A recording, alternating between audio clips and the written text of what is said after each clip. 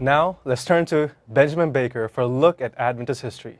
This week, learn about the life of the denomination's first female African-American missionary. Welcome to This Week in Adventist History. The wisest man said that there is a time to be born and a time to die. This week in history was a time of both.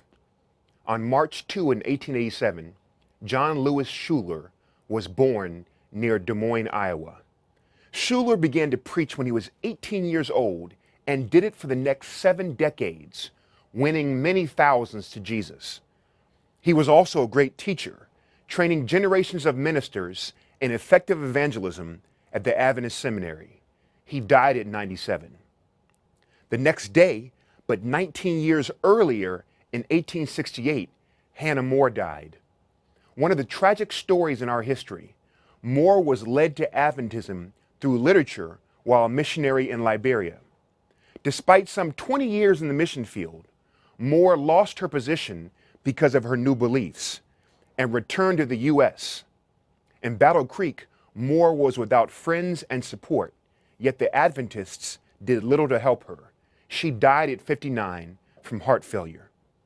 As a consequence of More's unfortunate end, the church formed the Seventh-day Adventist Benevolent Association, precursor to today's ADRA.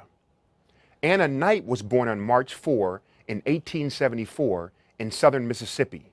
Famed in our church as the first black person of any denomination to be a missionary in India and the first black Adventist woman to do foreign missions, Anna Knight's other accomplishments should not be forgotten.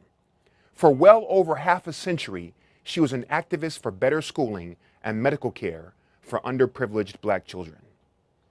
And on March 5 in 1970, Henry de Flutter died.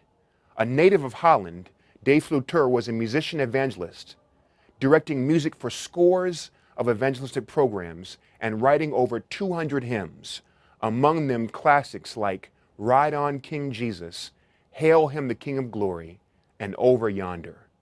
And that was This Week in Adventist History.